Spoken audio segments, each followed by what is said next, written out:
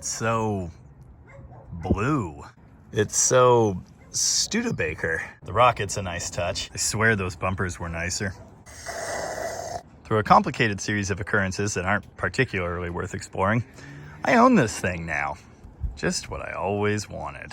That means I'm on the hook now for fixing whatever this thing needs fixed. Also, probably cleaning this horrible nightmare. Surely this deserves inclusion in the pantheon of terrible smells. Why does every single 40s or 50s car I ever get leak water right here? Oh.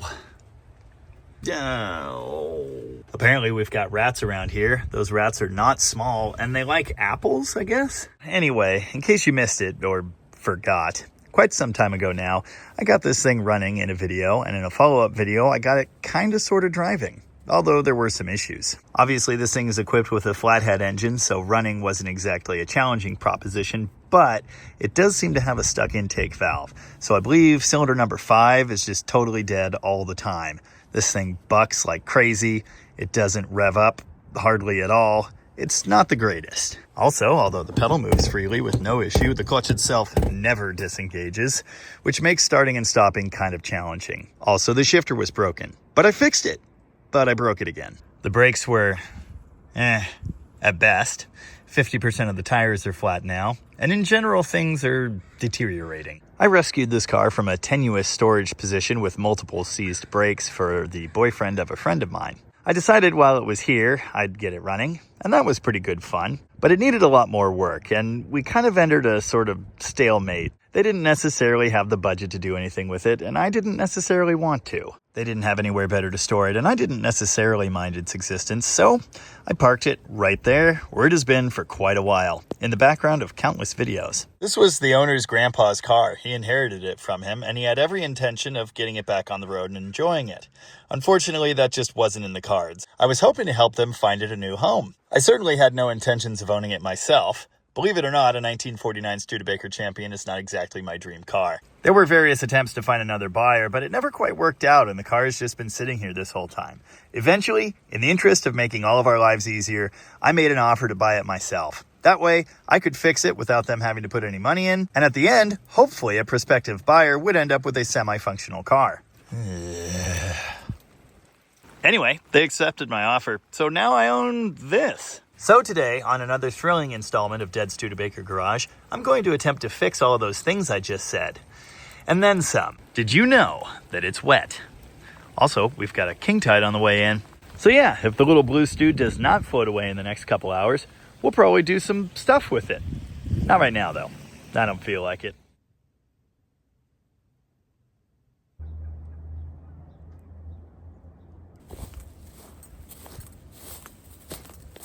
It's Studebaker week. Since I filmed the intro to this video, I've actually already found a buyer for this thing. Now all I have to do is all of that stuff I said. Basically, I have 4 days to return this car to a roughly drivable state, then load it on a trailer for delivery to Northern California. How hard could that be? Given that timeline, I should hope it's obvious I won't be fully restoring this car. I'm going to do all of the necessary mechanical things, but there will definitely be some meat left on the bone for the new owner, particularly in the electrical department. Naturally, Studebaker week starts by cleaning up after Tin Grill Restoration week. Nice, nice. Oh yeah, and because this is still DDG, there's actually a second Studebaker I have to work on before I can start on the main Studebaker. It's this whole thing. And I gotta move at least 2 cars. That starts pretty well for 35 degrees. No, I haven't fixed this yet.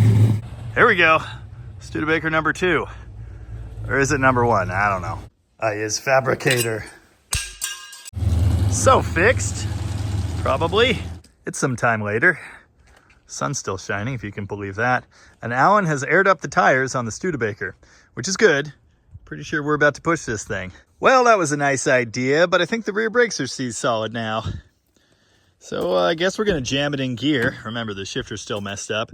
And then we'll just hit the starter button. I think this is 1, 2, and I think pulling it up is first gear. So now we're going to try and rock this thing with the starter. Nope, that's reverse. I jammed it in reverse again. Alan's rocking the car to try and take pressure off it. Hasn't worked yet. I forgot the last time I did this. I just wiggled the fan back and forth to relax the thing so I could get out of gear. That worked. Now it's in first. Nice. It's dragging right really bad. This poor driveway cannot catch a break. Of course, it's the nice new rock section that we're dragging tires through. I've already unseized the brakes on this thing one time, but then it sat in the yard for like a year. Actually, I just heard it go. Nice. I just had to rock the car with the starter a couple times. Now listen as this thing's cranking over and you can hear the weak cylinder. It's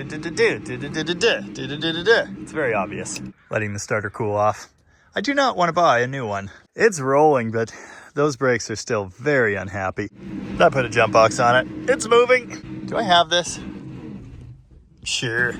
It's not a very wide car, you know. The starter button is under the clutch pedal. And I have been asked, how does that work? Like, how do you not accidentally activate the starter every time you hit the clutch pedal? You gotta get to the floor and then give it that extra little bit of oomph. Still not rolling the best, but we did manage to push it the last foot or so. Did you know Alan is just like the best?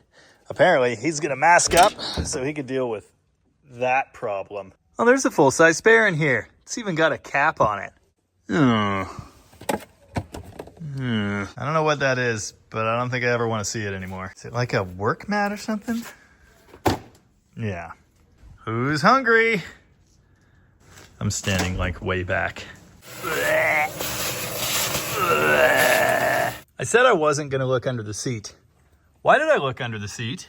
Well, there's no denying that's better.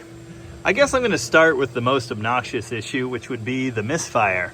Now, I'm at least mostly certain this is a stuck intake valve. That's a pretty common problem on flatheads. See, the valves stick out of the engine block like this, and moisture can get down around them into the guides and stick the valves in place. I demonstrated solving this issue on an M38 truck some time back now. M37, but who's counting? That thing had like 5 stuck valves, and I had to remove the head to get to them.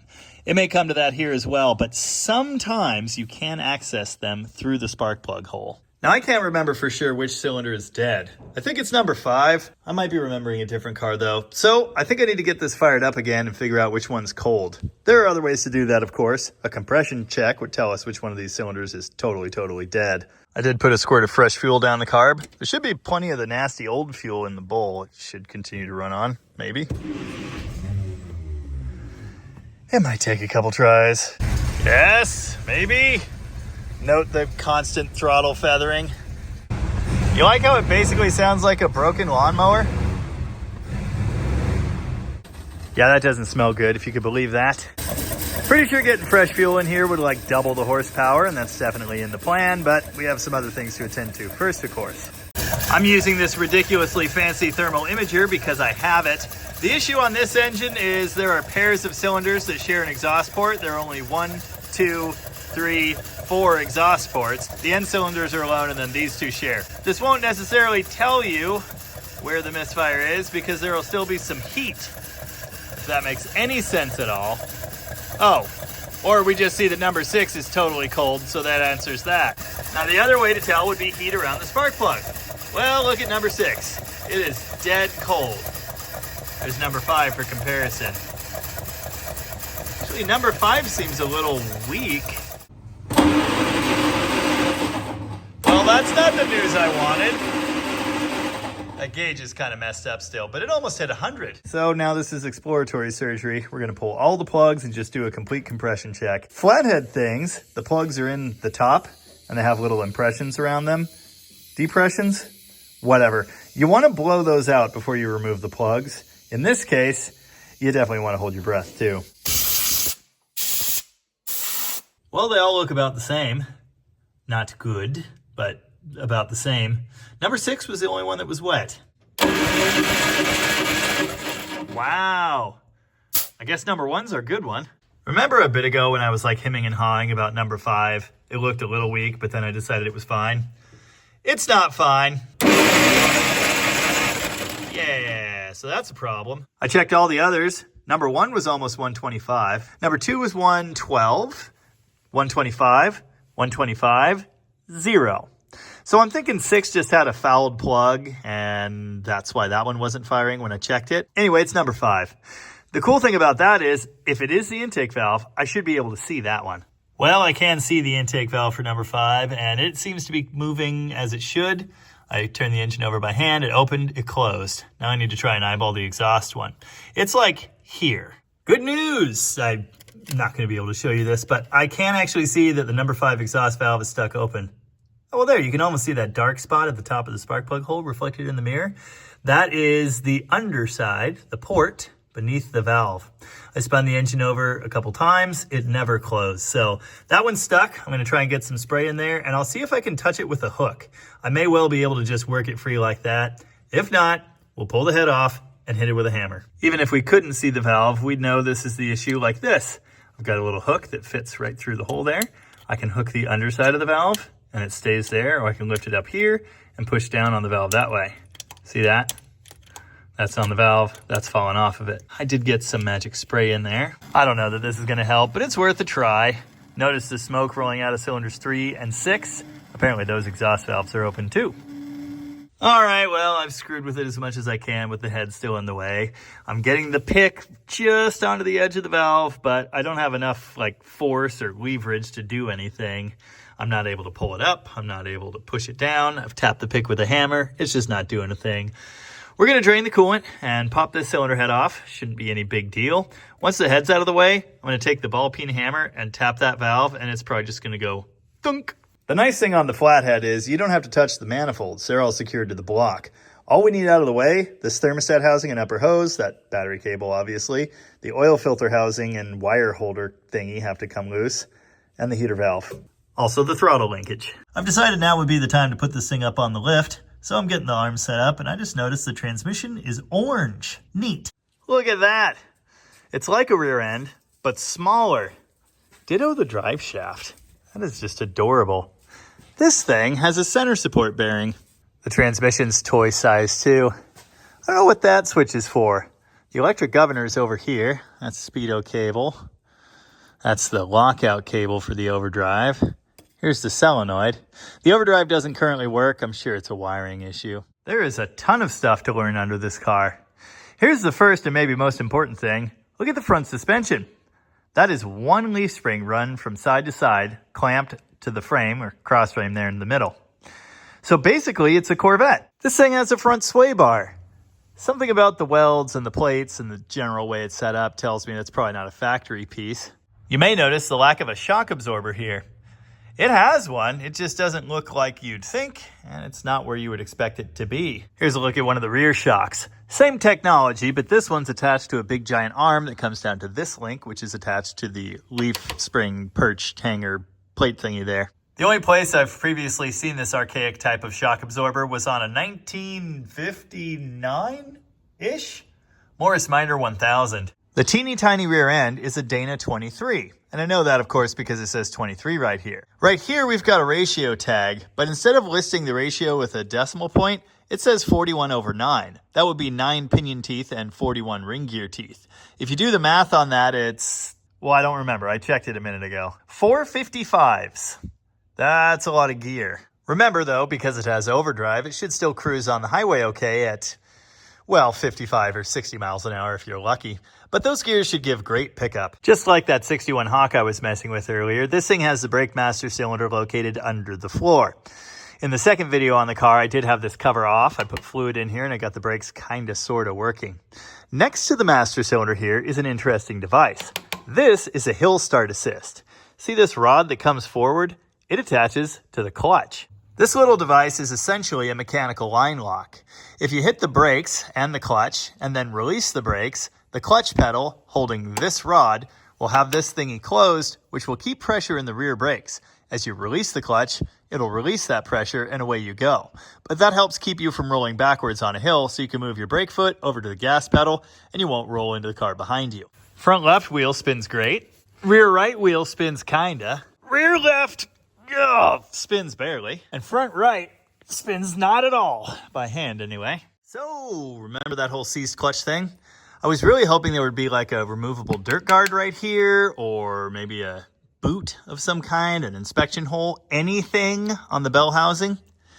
There isn't. This looks like one of those plates, but it's actually like a mid-plate thing. The starter is mounted through that. It's huge. It wraps around the entire back of the engine.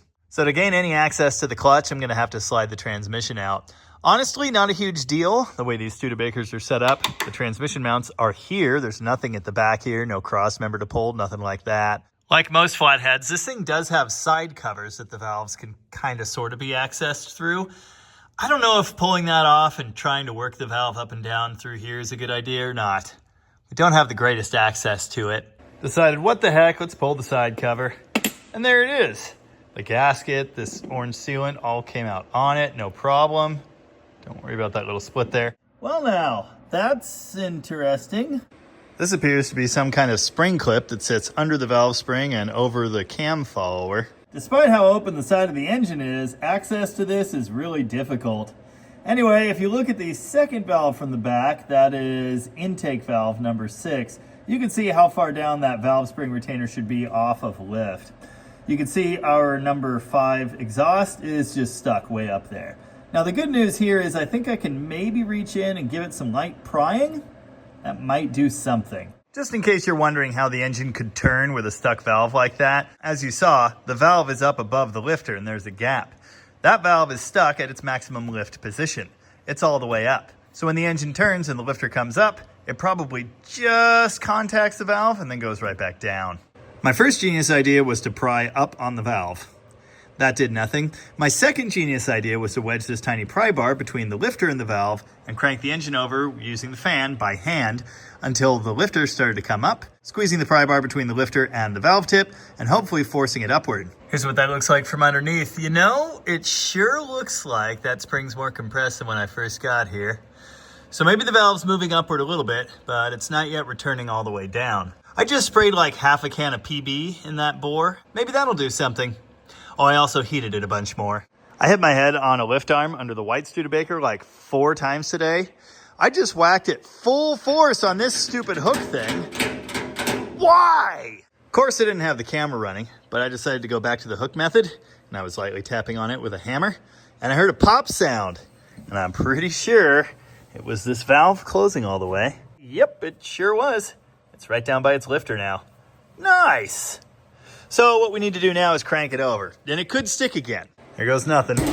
Oh, dang it. Ah. Nice. Wow. Okay, now that one's got 130 immediately. Probably because of all the PB in there. The gauge was continually showing compression strokes, so we know that valve is opening and then closing again. It's fixed! Oh, I'm so relieved. It was almost worth creaming my head on the stupid hood thing. Added some oil to number 6. Let's see if that comes up. Yes, immediately. Okay, good. Pretty sure that just means a bunch of nasty old gas washed out the ring seal in number 6. And if we get a good plug in there and get this thing firing again, it'll be fine. We've got spark plugs. Also brakes for an XJ. Don't worry about that. These are Autolite 295s. The plugs I took out are Autolite 303s. They're the same plug, but the 303 is a resistor plug. The 295 is a non-resistor plug. The original plugs were non-resistor. I can't think of any reason we would want to have resistor plugs. It looks like it's got stock type wires, stock type everything. I'm going to put these in and hopefully they work well enough. I meant to get some fresh fuel, but I forgot. If ever there was a set of plug wire terminals that needs a cleaning and the application of some dielectric grease, it's these. And I might do that later, but I also might not. I was able to slide the clip back in under that number 5 exhaust valve spring. So now we can put the side cover back on. Now that I know how that side cover goes, I was able to reinstall it from above using braille. I think we're ready to fire this up. Obviously the old gas still sucks. I don't even think this has an accelerator pump, but I continue doing this anyway because it makes me feel better. Fine, I'll prime it. You can definitely tell it's cranking evenly now, so that is a big improvement.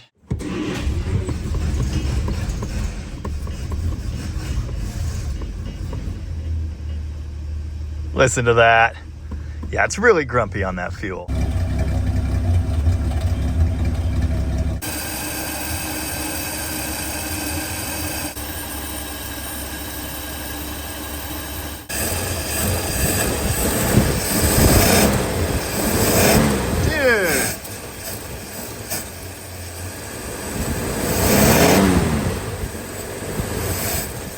Apparently we have a little exhaust leak around the flapper there, but anyway, that's 6 happy cylinders.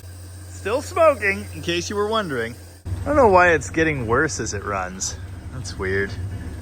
Maybe it's heating stuff up in the exhaust. That would make sense. Okay, yeah, I think we'll shut this down. That's one giant problem marked off the list. Plenty more to go though. It's the next day, and in case you were wondering, it is not warm. That one's back, and we're taking brakes apart. This front right one is still very hard to turn. Good news, this drum won't come off, but we have the cure for it. This might take a while. Oh yeah, Peter's here. That drum might come off sometime today. I'm over here working on getting the transmission down. There's some wiring. Here's some wiring. Just unhook all the things hooked to it, undo 4 bolts, and lift it right out of there, I think. Yay! Lots of life left on those shoes, thankfully. Little boo-boo there. I don't think we did that. The tiniest spindle you'll ever see in your life. There's no way these are original 1949 shoes. They've either been relined or replaced completely. Hopefully recently enough that there's not asbestos in there, but we're not going to think about that too much. Anyway, if I've learned anything about asbestos dust, it's that if you keep it wet, then it's not dust and it's not in your lungs. Nice. All the things are unhooked from the transmission. Here's our drive shaft. We did have to loosen that center support bearing section here and kind of pry this backward. This is just kind of sitting here vaguely in the way, but I think we can work around it. Shift linkage is unhooked. Speedo cable's out. Yeah, I think we're ready to party. Transmission itself is now unbolted from the bell housing and ready to come down. Feeling strong? Mm-hmm. Oh, okay. Woohoo! Okay, the biggest thing is, yeah, there you go. Okay, we're good. Ish. What are we hooking on? I don't know, but...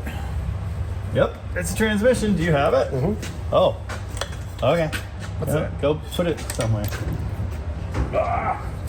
Yeah, right. Table. Sure. Isn't that just the cutest little transmission you've ever seen? This is a 3-speed plus overdrive, and it's that. Hey, think light thoughts, would you? No. Actuate the clutch. Is that all the way down? Yes, it is. Okay, hold on. Yep, that's a bunch of dirty brake clean.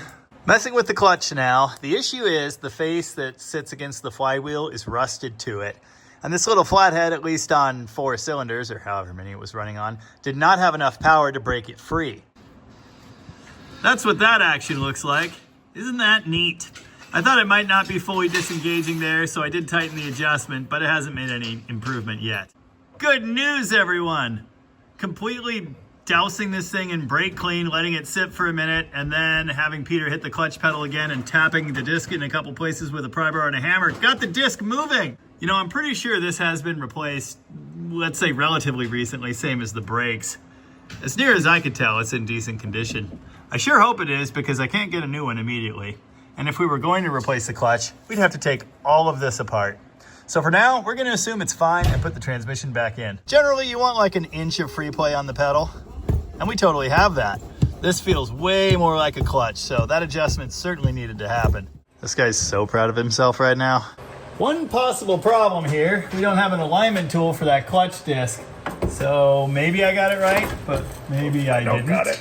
You do not got it. Oh, it's pissing everywhere, by the way. This is bad. Bring it back down. You're getting covered in lube. Oh!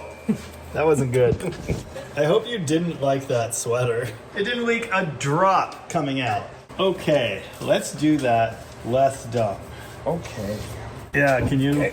You're on the cable. Whee! Okay. Okay, now, this is very important. Once it starts going in that clutch, we can't let the rear hang. Hang on, I'm putting it in gear. Okay, this is where the clutch being not centered is gonna kill us. Should I try to clutch it? Yeah, do, please.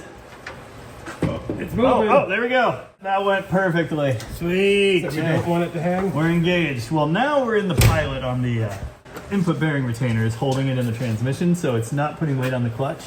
But we don't want it to rotate and dump fluid all over our faces, so Okay. we get a bolt. Perfect. Perfect. Couldn't have gone better, except for that first part we're going to pretend never happened. Okay. That should be back in neutral. Why don't you find a towel for that? It's just that easy. Getting the fuel tank drain out has proven, let's say, difficult. It's never going to happen. So now we're siphoning fuel out.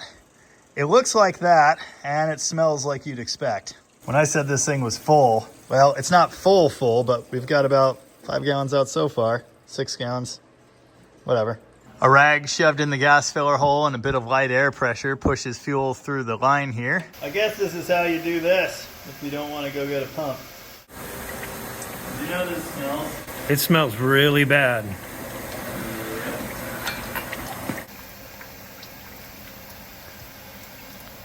Oh, well, I'm bored. It's to the point that no more fuel was coming down the line, so if there's any bad gas left in the bottom of that tank, it's very little. Did you know that inverted flare connections are stupid? Anyway, that's all good. Alan has gone to get fresh fuel. We'll put like 5 gallons of not garbage gas in this thing, and it'll probably run better. Reassembly is basically the opposite of disassembly, so there you go. Man, the gang's all here. Because this is ancient goofy stuff, this is one of those 3-piece axle thingies. It's the axle shaft, the flange, and then the separate drum. We don't really want to pull the drum, we just want to get it moving. We've now accomplished that, thankfully. It's a while later and the front right wheel is back on. Obviously that means the brakes put back together too. Now Alan cleaned all of this, sanded the drum extensively, and we tried to adjust it, like loosen it a little bit. This is as loose as it'll get. It's better, but it's not great. Hopefully putting some miles on this will make those parts wear together and it'll be less draggy and horrible. Did you know pumping gear oil is really hard when it's cold? Well, it is. Yay! All right, so we're working on bleeding brakes. Notice I snapped the bleeder off immediately. So I decided to crack the line there to purge some fluid and air. And I immediately took pressurized brake fluid to the eye. It must not have much pop left to it because my eye's not currently burning, I think is the word. Comfy there. Still working on brakes. This rear right one is like the only one working so far. We happen to notice when the brake pedal was pressed and then released, the entire wheel and drum are moving. And that is because the nut here in the middle that holds the flange onto the axle shaft is not at all tight. We're getting hydraulic pressure everywhere. We've bled it here and here and here, but none of the other brakes are doing anything yet. Would you like pump the brake? There we go. It moved. Hey, would you release the brake? Because I bet it's stuck now. Oh, Yeah. So that's been a recurring theme. These wheel cylinders are all rusty and horrible. Good news. We restuck the rear left brake and then unstuck it with a pry bar. And after doing that a couple times, it now actually works. With any luck, we can get the front wheel cylinders doing that. And we might just end up with 4 working brakes. Byron's holding the brake. I'm now quote unquote torquing the spindle nut. Basically just means tightening the crap out of it and then lining up the pinhole. Well, here's where we're at. I'm tired of messing with it. And this brake is still dragging. It's not ideal. We've got rear brakes, so now we're thinking, put the wheels on, get it on the ground and get it driving, and maybe they'll magically fix themselves. Or we'll look for wheel cylinders or rebuild kits. Car's back on the ground. I'm trying to figure out this whole shifter thing.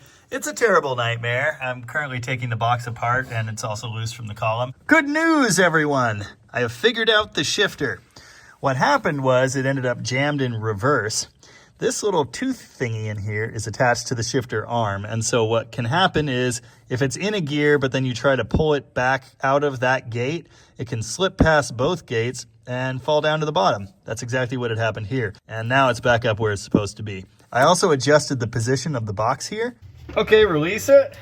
Okay, pull it toward you again. All right, pull it toward. Ah, pull it toward you again. Toward. Uh-oh. That's as far as it goes toward you? Yeah. Really? Oh, because the spring is fully collapsed. That's why. You see, it was pulled all the way forward there, to that line. That was too far forward. That was actually not allowing this to fully engage just the first and reverse gate. So that might have been the problem the whole time. The screws holding this lid onto the block, obviously that retains that shaft through the middle, were totally loose. So that probably wasn't helping things either. I added a little bit of fresh grease to some various surfaces, and I'm sealing this thing up with some aircraft sealant. I think having all the hardware tight will probably help. Fresh fuel, tanked. We're gonna have to pull fuel from the tank, which will take a minute, but I will go ahead and give this thing a little priming shot. Well, they're 2-pump brakes, but that's pretty decent. The shifter's back where it's supposed to be. The clutch feels like a clutch. Let's party. More pumps. We'll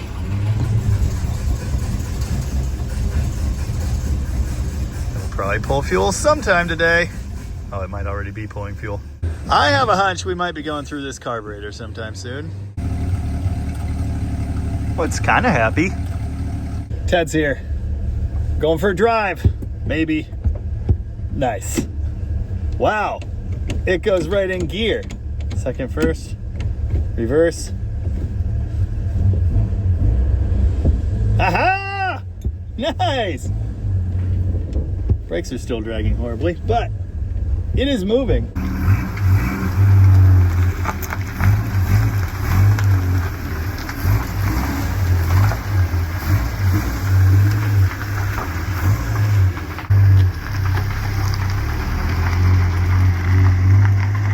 Party. You ready to go for a rip? Yeah. Let's see if we got brakes. Not really. Not all the way. Not really.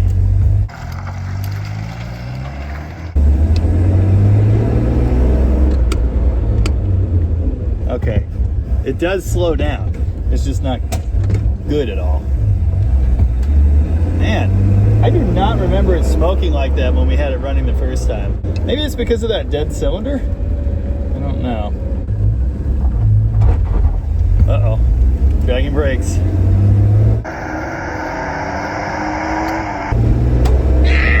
Ah!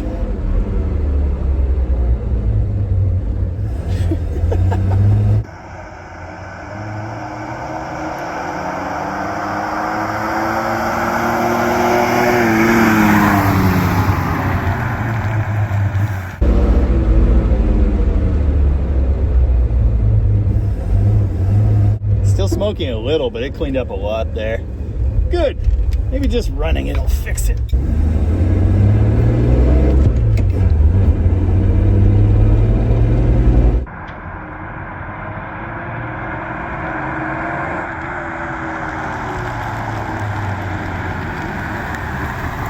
Clean it up. You hear that horrible scraping noise? Yeah, that's our brakes. I think a little checkered flag, you know, so maybe it's coming by. We're gonna have to pull all the drums.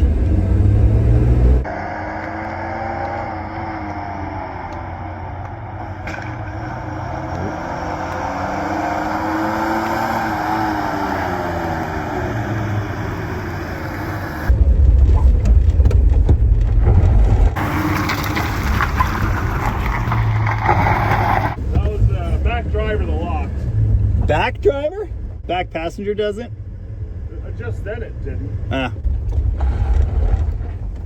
Back driver. Back driver. So that's our one good brake, I guess. It's still smoking a little bit, and it still stinks a little bit, but it's way, way better. Whatever that major smoke was is gone. It's idling all high now, and I think that's because I cranked the idle speed before.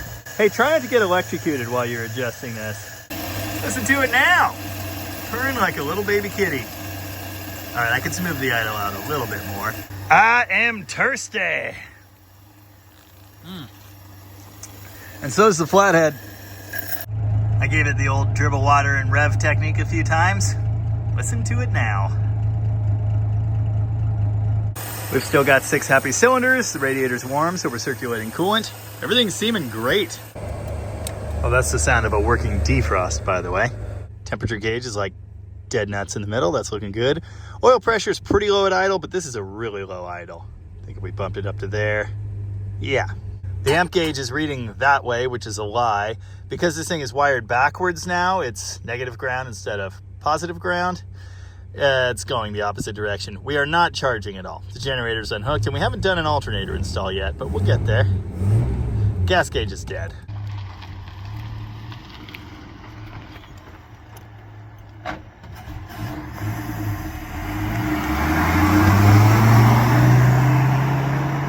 You know, I think the tires leave something to be desired. I know that rear right one's continually going flat. No horrible smoke cloud at all. Nice.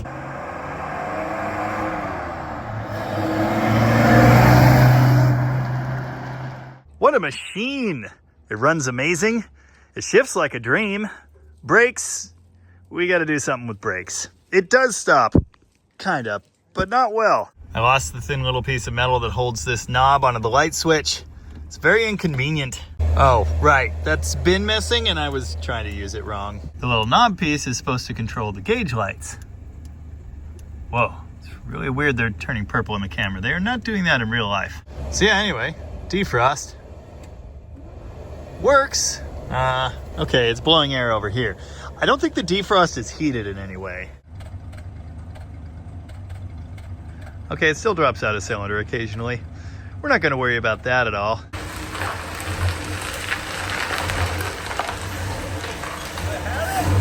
I can't tell if I have it.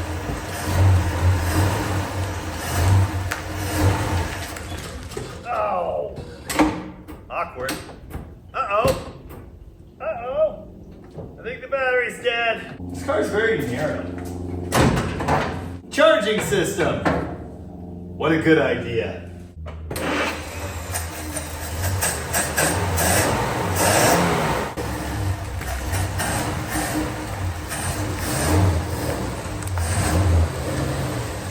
Anyways, I was about to say before I was so rudely interrupted, that was a lot of progress. This thing now runs nice, and it kind of drives. It kind of stops. Not very well. Oh yeah. Sometimes this works. Sometimes not so much. Anyway, charging system. We're going to delete the 6-volt Chrysler generator that's on there for some reason and replace it with this. A GM, not one wire. This is just a standard alternator, factory type. So I guess it's a 3-wire. Well, it only takes 2 to make it work. Getting it in here is going to involve some fabrication. We're going to have to come up with a lower support brackety thingy. This top adjustment bracket might be really close to working, actually. And then we have to pray that this larger, wider V-belt pulley will fit onto that GM alternator. Sometimes they do, sometimes not so much. So we'll see when we get it out of there. I'm not doing any of that tonight. I'm too hungry. I will put the battery on a charger, though. It's too nice for this. Should be on a boat. Day 3 of Studebaker stuff. I'm sure I told you I only had 4 days to get this done. That turns out to not be correct. You know, we're never exactly in danger of losing the shop around here, but there are times where projects just have to be done. It turns out the buyer and I had a slight misunderstanding on calendar dates, though. So I basically have another week to mess with this thing, and that's great.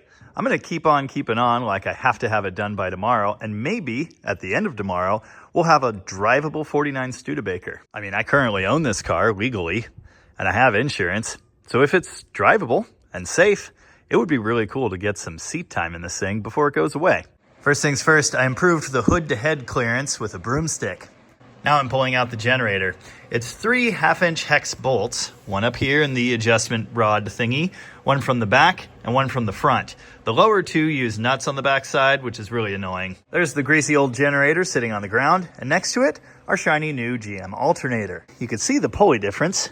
I think this one's also integrated into the fan. I bet that's not going to fit on that. We might have to get creative here, but I'll pull it off anyway. I guess the way you do this is you heat the pulley with a torch until you can smell the windings burning in there. In case you thought I was joking, I was not.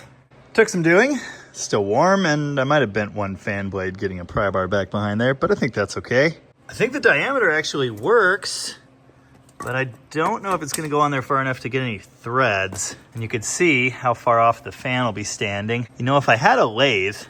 Wait a minute. I do have a lathe. I forgot. I don't have a chuck big enough to mount this the right way, though, and I also don't have any cutters yet. But I do have a file. Had to switch to the old 4-jaw chuck because that was insane. This might not kill anybody. Proof of concept. I've filed that thing down as far as I can without getting into the fins. Well, mostly without getting into the fins. I don't want to talk about it. It's still, let's say, straight. And it does look like the cooling fan section will fit down around the middle of the GM alternator if we could only cut that back like another 1/4 inch. Listen, if it's dumb, but it works, it's probably still dumb. Remind me to, like, rebuild this thing. No, those are just little guy chips. I am so pleased with myself right now. That works. I could totally bolt that down right now. But I think I'm actually going to run it just a little bit more. Or I could just take out this factory spacer on the GM alternator, and then this fits down inside there. But it's a slightly bigger diameter, so now I need to turn that down. Looks good to me. I think that took me like 1 hour and 15 minutes.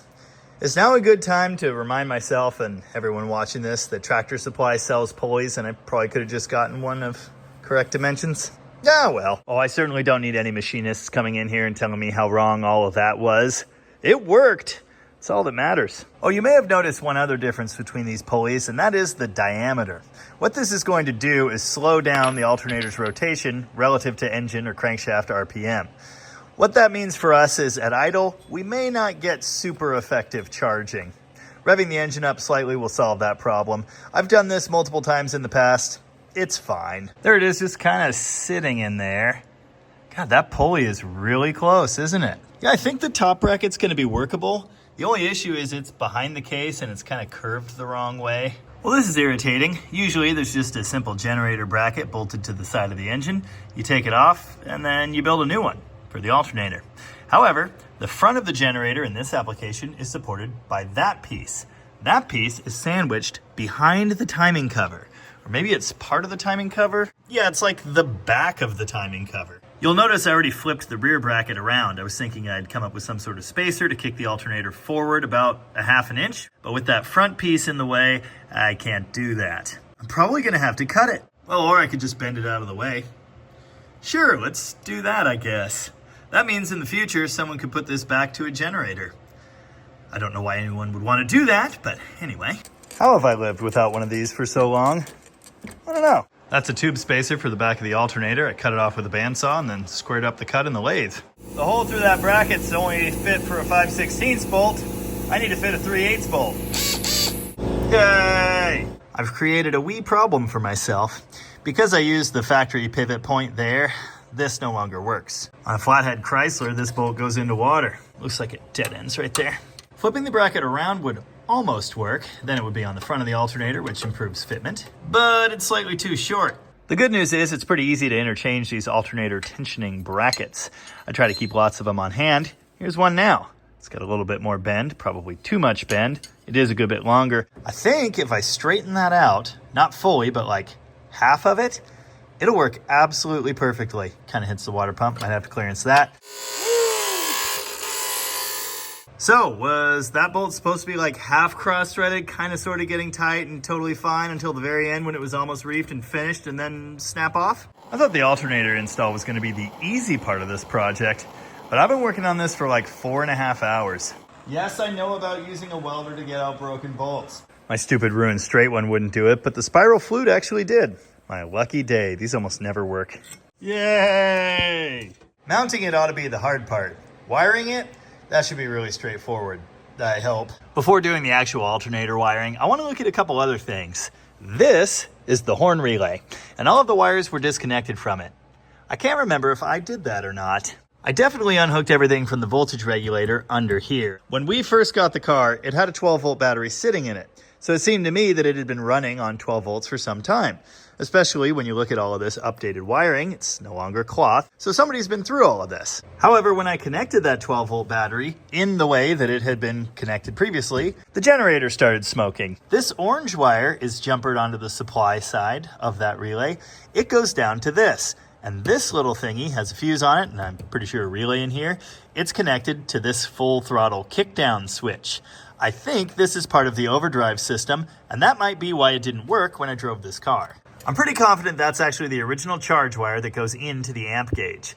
Don't think we want to use that, mostly because the output of this alternator is going to like double the generator. I'm 100% sure we're not going to use these generator wires. So I'm going to tape all of that into this harness. But wait, I changed my mind because I need one power wire. See, wiring one of these normal GM alternators is really easy. You need your charge output to run to the battery, ideally through a fuse. The other wire you need is a trigger. This just needs to come from key power. It can go through a warning lamp. I never do that. Because I already have this wire hanging here, all I need to do is put a female spade on that so I can plug it into the side of this alternator down here and we'll be in business. I've definitely shown this on video before, like when I put this alternator on the Barracuda, for example, but the wire is going to go on to pin number 2 here. Number 1 doesn't need anything. Heat shrink's great and all, but I'm not putting this on here to protect the crimp connection. I'm putting it on here to protect the sides of this metal terminal in case it ever gets knocked off there or anything. Nothing I've done has caused fire yet. Well, I quickly figured out why the horns were disconnected. Oh. Yeah, the relay stuck on and they burned out immediately on 12 volts. You'll have that. My experience with 6-volt horns has been mostly that. I did have one that seemed to survive on it okay once, but I've been told 12 volts will kill the 6-volt voice coil thingies. Anyway, I've disconnected the trigger wire from the relay down here. Well, what do you know? With the charged battery, the lights are way brighter today. Like, very, very bright. I suspect these are still 6-volt headlights, but they haven't blown up yet. They don't say on the outside what the voltage is. So now it's time to wire the alternator output. And again, the ideal thing to do here would be to put it through a fuse. Something like this. Although this turns out to be serious overkill for this application. I've been thinking about this more and more. I think I'm going to reverse course and wire the alternator through the amp gauge. First, it would be nice to have some indication of whether the system is charging or not. And second, because we're swapping to 12 volts, the 6-volt electrical components are pretty much massively overbuilt for what we're doing. And that's not the same for light bulbs and such. This is the charge wire that I believe came off of this regulator that I would be connecting alternator charge to. It's bigger than the 10-gauge wire I would have been running straight to the battery. I did some poking around on the ham. If you build hot rods, you know the ham. And the experts there said, this gauge is going to handle 12 volts just fine. On 6 volts, as you can see, this amp gauge reads 35 amps plus or minus. This typical 1970s GM alternator turns out to be a 42 amp alternator. And you gotta figure you're almost never gonna get the full charge output out of this thing. All of that means I can be lazy and connect the original output wire for the generator to the back of this alternator, bridge that wire to that red wire right there. Remember that time I wrapped those wires back into the harness because I said I definitely wasn't gonna use them? That was funny. Okay, this is temporary. Very temporary, but I've wired in a 30 amp circuit breaker. If this thing puts out more than 30 amps and blows it immediately, well, then we'll know. Here's to no fire. Nice. Now remember, the polarity on this gauge is still flipped. If it's charging, it's going to read negative. I can fix that by reversing the wires on it. And I will, if it looks like this is going to work. Fire in the hole.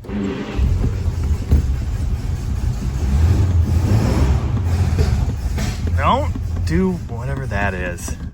Okay, well, it's running and it is not moving the amp gauge. Oh, there it goes.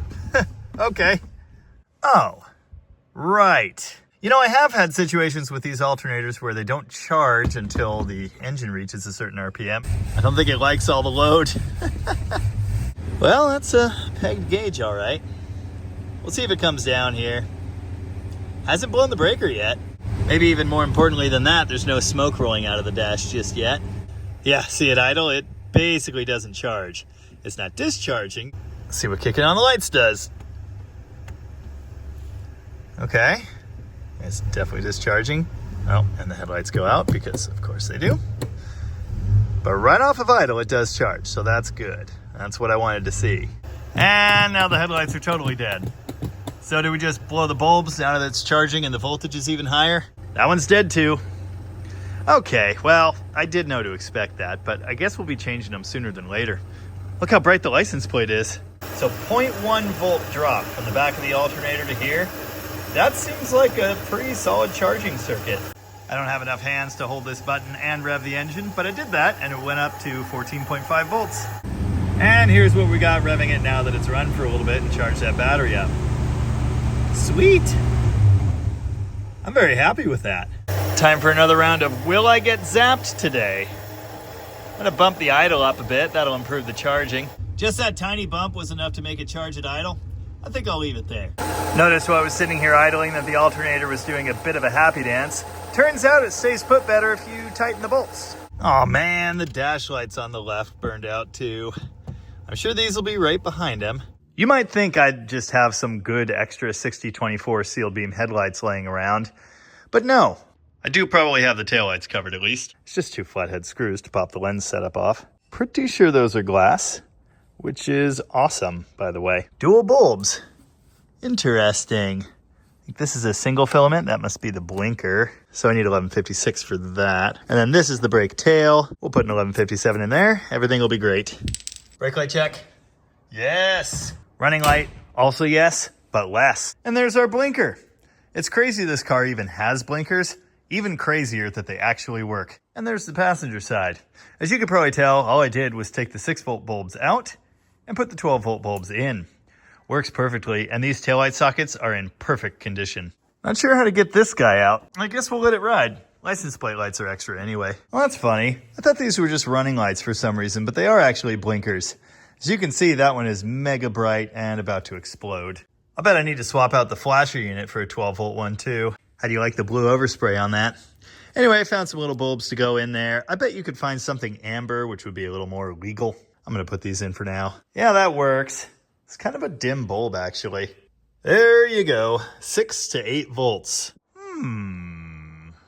These bulbs cost like 12 bucks a piece. It's not a big deal. I just don't want to go buy any right now, that's all. Just like the other bulbs, it fits right in. And we have light. Woo! Can't see the amp gauge now because stupid stuff happened, but see our headlights on the wall there. Rev the engine up a little bit and they brighten. Just like right off idle, we've got good alternator output. I've seen Chryslers that are way worse than that. Look at these lights. I mean, the phone always makes them seem way brighter than they are, but they are actually really good in real life too. Low beam. High beam. Yeah, buddy. I put the overdrive pull cable in. Here's just brakes. It does stop. It's not good, but it does stop. Oh, we lost our last dash light. In fact, I might have heard a fuse pop. Oh, we've still got running lights in the back. Headlights are good. Oh, I'm driving down the street, by the way. Trying to figure out if it'll go into overdrive, but... Oh, yeah, it just did. I'm gonna pull out the thing if I can find it. There's third again. Nice. We've got overdrive. And there it is again. Nice. So I just had to hook up the wiring for it. Fantastic. Will it kick down, I wonder? No. Oh, wait a second. Okay, so I don't know much about Studebakers, but a Chrysler would have a full throttle ignition interrupt thing. It cuts the ignition for a brief moment when you floor the throttle, and that's what allows the overdrive to disengage. And this thing, oh, okay, that time it worked. Nice. But the first time it didn't. I don't think it is interrupting the ignition, but it is dropping out of overdrive. This is cool. I wish the gauge lights were still working. It's one of my favorite parts. I cleaned the door jamb switch, so when the door works, the light works. There's actually a toggle under here for it too. We're still legal. Hey, it never popped that 30 amp circuit breaker.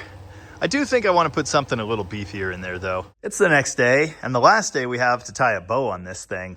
Alan's going to be here in a bit to help me rebuild some wheel cylinders. I kind of need to get the car squared up on the lift, so I need to fire it up again. Recall, if you will, the cold start in this car is absolutely atrocious. I happened to notice that part of that was a choke adjustment issue. The choke was never fully closing. It was only sitting about here. The screws were loose too, so that might help to explain that. There's a little hash mark on here. I think you can see that. Yep. It was all the way over here. I've moved it to roughly the middle of this range, and that has closed the choke all the way. Closing the choke richens the mixture a lot. It does this in two ways. First, it closes off incoming air, obviously, but second, it directs vacuum into the circuits of the carburetor to draw fuel out to start the engine with. Without the choke shutting all the way and with no accelerator pump, we were basically not getting that function at all. I gave it a drink of fuel by hand, of course. It should fire off on that, but the question is, will it continue running?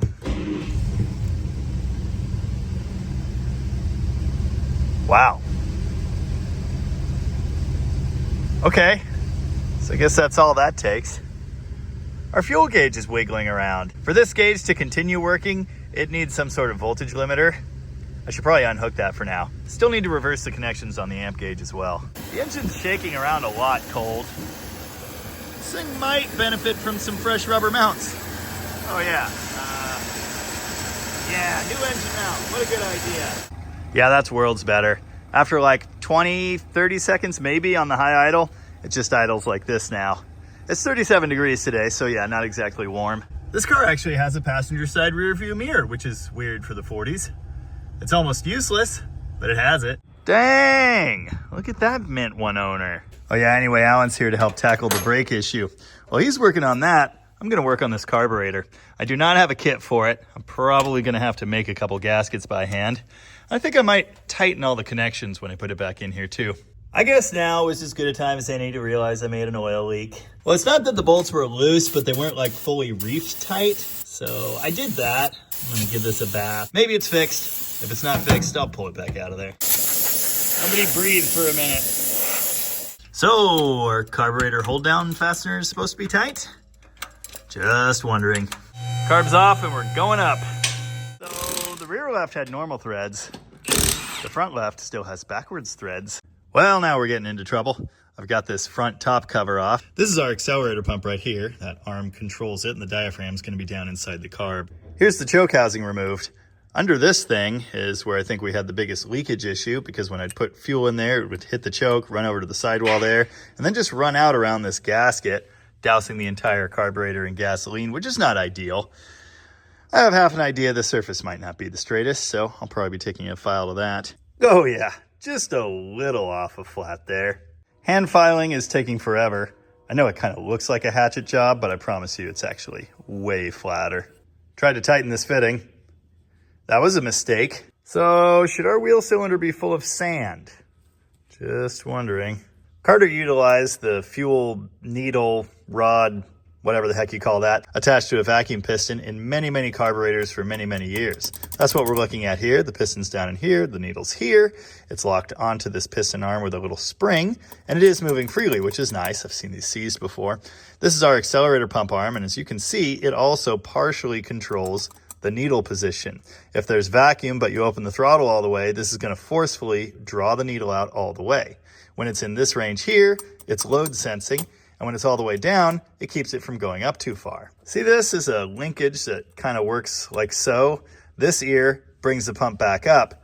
There's a spring here as well that returns this arm. There's going to be a spring in there on the pump as well, and when you do this, that spring is what's supposed to send the pump downward. It's totally seized. So I might be able to fix that. This gasket for the choke tower miraculously came off the body in one piece. That'll work again. The bowl cover here has not just let go. I'm gonna try this. Sometimes it works. Tell you what, it works better if you take all the screws out. Well, there you go. That's actually where most of the magic happens. There's your vacuum piston, there's the needle hanging down, there's our float. We know it's good because this thing's not pouring gas down this road all the time. Gasket came off perfectly in one piece, by the way. With the top off, I gave the pump a little wiggle and it came right out. Might be a little dry rotted, but it's actually still in one piece. And it's old school leather, so I might be able to soak that in like some oil or some gas or something and rejuvenate it a little bit. All of the accelerator pump passages on this thing are on the outside. It feeds down through that hole into this hole where there's supposed to be a check ball I just blew out allegedly, then up through that diagonal one into this little spot where there's an orifice, and then finally out of that. I cleaned out all those passageways. Nothing was blocked, but it's definitely clean now. Put the check ball back down there, reinstalled the plugs, lubricated this bad boy, and look what we get. That is a functioning accelerator pump. Now, there might be some leakage around that diaphragm. It might not be 100%, but it's way better than nothing. And the action's getting better and better as that opening is cleaned out. I wanted to pull the throttle base off of this main body piece and check that sealing surface, but one of these screws will not move. I'm pretty sure the leakage was up here anyway, so with this cleaned up, yeah, I think we're gonna be fine. Sometimes you'll see raised areas on these bodies to press into the gasket. See, we've got a little bit of that there, maybe a little bit of that there. Running a file across this, the file touches the edges long before it touches those raised areas. Isn't that interesting? There it is back in there. Look at how nicely that pump moves. Meanwhile, back in the States, Alan has this driver's side wheel cylinder out. It is amazingly stuck. He heated the crap out of this thing and was able to tap the pistons in, but they won't come back out. So we've got it hooked back up on the car, and we're gonna try using hydraulic pressure to force those things out of there. Notice the towel? That's to keep chunks from flying across the shop. This is actually working. Like 3 pumps of the pedal and it's shooting those things out of there. Well, you know, that's not looking very good. Well, it's apart now. We can't find a hone of suitable size, so Alan's doing it the fun way. Yeah, it's looking beautiful. That's great news. And just like that, we have a complete Carter WE again. Reconditioned carb, reinstalled. Happen to notice this one down here on the pump is totally loose too. So I guess we're gonna pull that out and seal the threads as well. How do you like this noise? It's been going for hours. I have tons of random carb cores and junk back here, but nothing has a suitable replacement 90-degree fitting. With the bore of the front left wheel cylinder cleaned out, Alan is reassembling this with new components. You've got the rubber outer piece there, you've got the rubber cuppy thingy inside, the spring sits in between, and then the other piston with its cup here goes in like that. Look at how back together that is. I went on a fuel system component and burrito run. Couldn't find the same 90-degree flare to pipe adapter thingy, but I found a nipple. That's fine. We'll just use the chunk of 5/16 hose from that down to the filter. I also got a new filter. Now this is an additional filter. Of course, this car has the old school glass bowl fuel filter. Speaking of which, I should probably drain that thing. Meanwhile, Alan's working on the other front wheel cylinder and finding bad news. Yeah, I'm helping abuse this one now. It's very stubborn. I'm seeing bubbles around the piston. This might do something. Don't mind me just setting stuff on fire. Ugh, it's sizzling. Working on the fuel stuff. There's our new 90-degree nipple thingy up on the carb. That thing is sealed up and tight. I reinstalled the old one down here on the pump. I did apply some Teflon tape to the threads, and it seems to actually be tight where it's sitting. Here's your semi-annual reminder to not bother putting sealant on inverted flare nut threads. No fluid should ever be to those threads. If it is, you have a problem with your flare. Sealant on the threads of a flare fitting is not a thing. Now we're squishing out the right side pistons. I take a few pumps. Is that working? Yeah, that's good. All right. You know, that's not looking very good, but it could be because someone set it on fire. Thankfully, this one doesn't look totally horrible inside either. Now we just have to get that other piston free. Remind me to fix the vise. Do we have movement? Ooh, it's moving. Come on out, little fella. Yes. There's that all done. Very nice. Here's that sediment bowl. This is a pre-filter on the mechanical pump. Guess we're taking it off. Hopefully the gasket at the top survives the experience. There's a thumb screw on the bottom. It won't move. Got it off. It's actually not that horrible, but there is some sediment built up in there. Little chunkies. We'll get it cleaned up. Hey, why is there blue paint in the fuel system? There you go. Clean enough to drink out of. So the other day when we were messing with these brakes, we had this drum off. We couldn't get the shoes to go in far enough to get off of that drum. Well, obviously it was the wheel cylinder seized solid and holding those shoes out. I don't remember if I've shown the cams that adjust these brake shoes. It's a pair of stud bolt thingies. One's right here, one's up here somewhere. They both have 5/8 hex heads, and you can turn them with a wrench to put varying pressure on the shoe, kicking it out closer to the drum. Later drum brakes, like say on the back of my 70 Swinger there, have a star wheel kind of thing that lengthens an adjuster at the bottom, spreading out and essentially doing the same thing. Alan's adding fluid, which is super fun, by the way. I'm adjusting the parking brake. The pull handle did absolutely nothing. I just adjusted this thing by 1/2 inch worth of thread, if not more, and it seems like maybe we're in the neighborhood of having a parking brake. We've got a parking brake, kind of. Well, we've done some bleeding, and we still basically have 2 pump brakes. On the first pump, there is some resistance. I mean, that feels like something. That feels like brakes.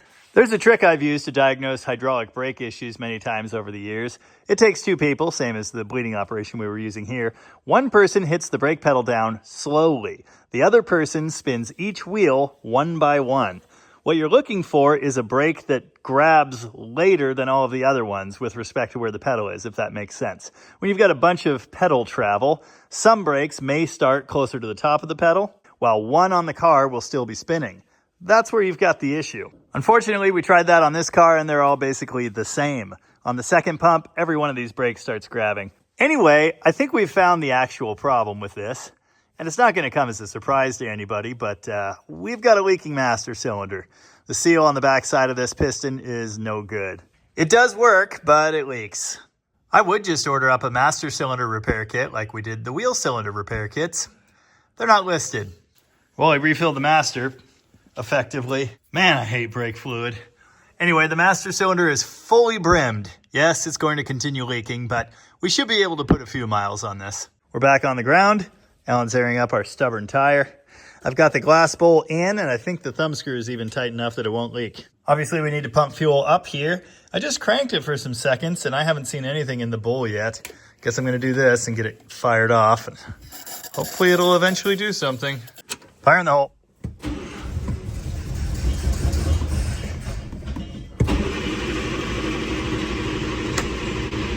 Stubborn. I went ahead and primed it the same way we emptied the tank by shoving a rag in the filler hole and then using a small amount of air pressure.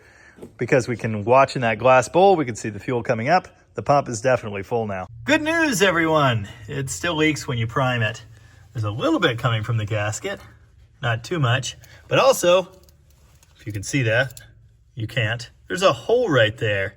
Is that open to atmosphere? Does fuel just pour out of it? Just run, please. Our little primer bottle's empty. Of course, I turn the camera off. It fires right up.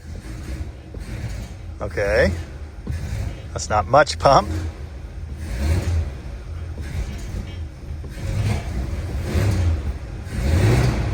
Okay. Yeah, you can't just floor it, but you can roll into it a little harder and it revs up.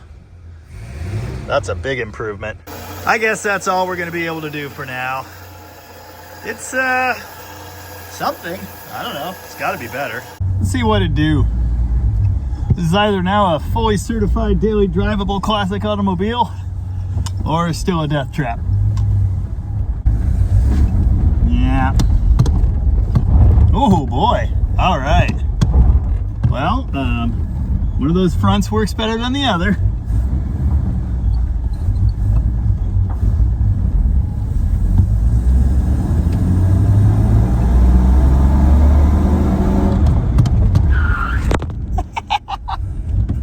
Quick check.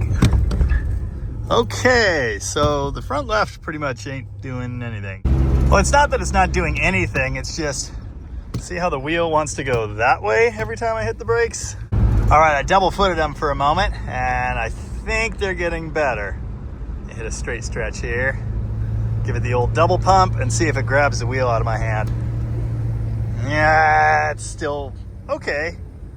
Yeah. So I do think there's air stuck over on this side. Overdrive? Nice. Second overdrive is a nice cruising gear. There's third overdrive, that's a little much. Yeah. Ooh, let's test the sway bar. This thing handles remarkably well for a car with one front spring. Yeah, I mean, that's brakes. It's not the greatest, but it is brakes. What a beautiful day. Excellent one for a cruise in a high quality classic such as this one. Yeah, we like it a lot. The brakes still need some attention, among other things. Like tires, for example. These ones definitely predate safety. Don't you worry about that. You let me worry about that. Oh, it still smells in here, in case you were wondering. I gotta give this thing a bath. Wow. When it's warm, it starts like a 12-valve Cummins. You know, this thing's no powerhouse, but it does have enough power to be fun-ish, let's say. The more I use the brakes, the better they're getting. Okay, it still pulls right. The glove box being open really annoys me. Found the lock. We're missing whatever's supposed to secure it here, but I think if I just do this... Nope, maybe not. Maybe. Stay. Now at a full stop, that parking brake does kind of sort of recommend to the car that it not roll away. So it's better than nothing. I think at this point, I'm pretty much contractually obligated to give this car a bath.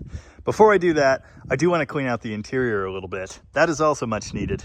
Horribly crusty Craftsman screwdriver, anybody? Dude, this car has a rear passenger footboard on the underside of the front seat.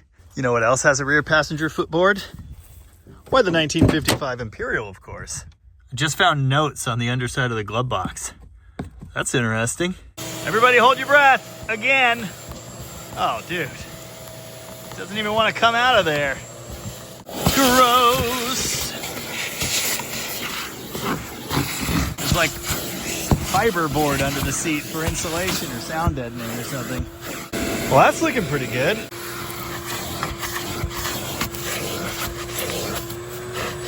This is surely not going to become one of those detailing videos, but I am cleaning this thing up a bit. It's looking really good. Look how nice this carpet is. I don't mind the muddy boot print stuff. I found the glove box lock clip. It's slightly broken. As long as we're gentle with it, that actually works. Nice. There's also a chunk of ducting under the driver's side of the seat. Pretty sure that's going to be for the driver's side exhaust vent, which currently does nothing. Did I suggest that the defrost in this car is not heated? Well, it is. It has a couple pipes coming into it and this little coily thingy. It's kind of sort of warm. I don't know that it's very effective, but it is heated. There's a random wire hanging out here. Turns out that's for the wipers. Now, it's a 6-volt wiper motor, so with them powered up, they go Mach speed. But they are wipers. With a resistor, those would be great. I also figured out why this main fan doesn't work. It was unplugged. There's a random aftermarket switch here. There's power going into it. There's no load shown on the output side. I have no idea what it went to, but I guess it's fine. Both of those fans for the heating and defrost systems actually have resistors built in already. You turn one click for full speed and then one past that for the lower speed. I think on that speed, these motors probably aren't at risk of exploding. So that's nice. I did connect the wipers to the ignition again. I don't recommend running them that way. We'll call that a just in case sort of thing. Well, I don't know about that whole defrost duct thing. I can't see any connection points or anything. Is there a wood block? You know what? I don't want to know. The wiring up here behind the dash could use a tidy. It all works though. There's the breaker for the lights. This breaker's for the heating system. There's probably one for the wipers too. Time will tell if this thing still cold starts really terribly. I did go ahead and reinstall the oil bath air cleaner.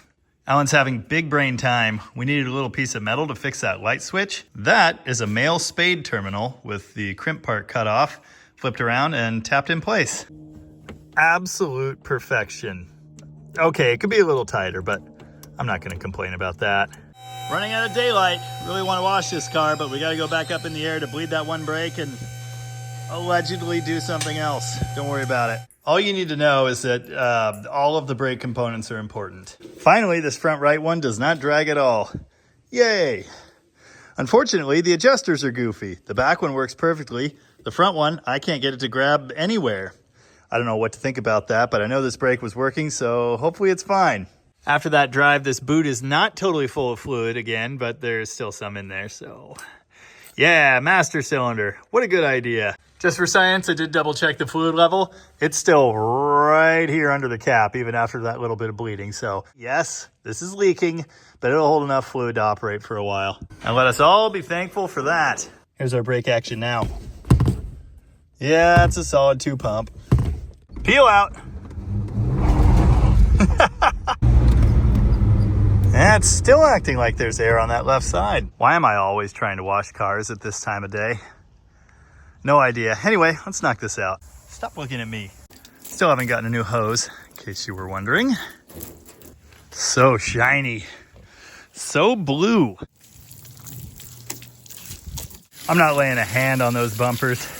Whatever little bit of chrome is still hanging on there will not be hanging on there anymore with the scrub. So we're just gonna let them ride. I wonder if these door and window seals are any good. Well, it's not amazing, but it's pretty good. I think it's high time to wash this thing at this point. Nowhere near tall enough for this. Yay! There you go, Stinkies. Ugh. How do you live like this? Yet another photo finish. Outstanding. Now, I'm not going to stand here and lie to your face suggesting that this car is now fully restored because it got a bath, a halfway working electrical system, and 3 out of 4 brakes most of the time. Dude, that alarm thing is still going off. I don't know about you, but I, for one, am highly satisfied with what we were able to achieve here. This car is now at least vaguely drivable and enjoyable. Should probably put that other hubcap on. I wonder how much gas is left in there. Wiper blades. What a good idea. Ooh, there's actual heat now. Man, we did a lot of stuff in this video. A lot more than in your average Dead Dodge Garage video. Well, okay, we also did a lot in last week's video. I don't know if you've noticed, I've actually had help around the shop lately. That's been really nice.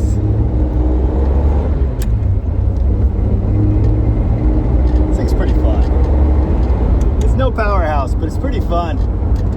It drives nice enough.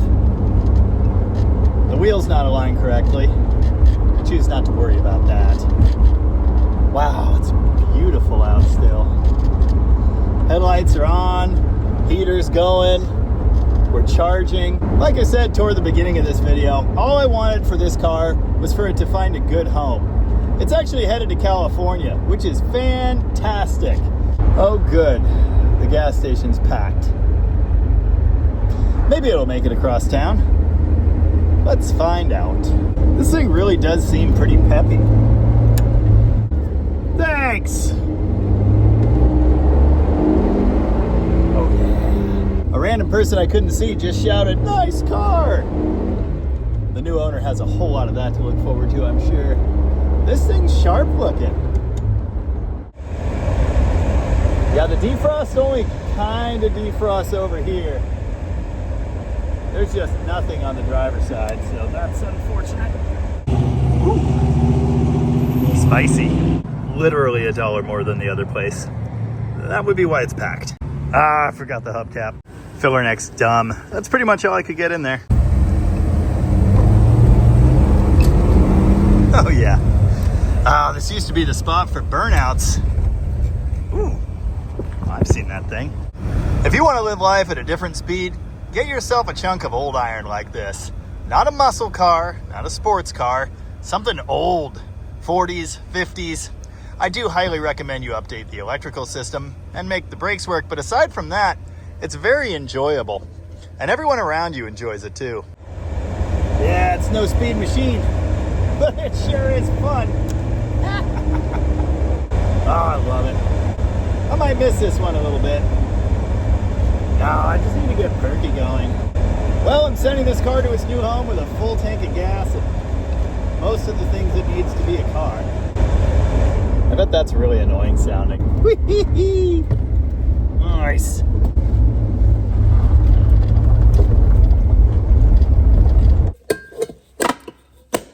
Now I gotta clean that. You didn't think I forgot about that breaker. Well, whatever, it's done now. I feel like I'm forgetting something else, but you know what? I'm done. I'm super happy with this, and it's time to clean the shop. Not bad. Not bad at all. Except the bumpers. Hey, hopefully you enjoyed that. Until next time, as ever, thanks for watching. And remember, champions don't use champions. But only because the parts store didn't have any. Oh, I remember the other thing. Kind of wish I hadn't. So proud of myself right now. But I broke the dome light somehow. All right, I'm quitting while I'm ahead. It's still going. It's been 12 hours. Update.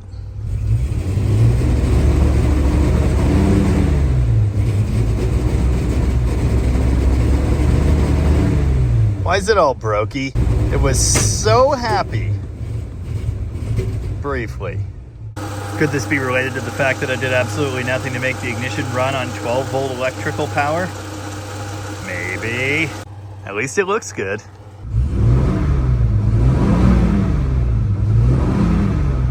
Why did it fix itself?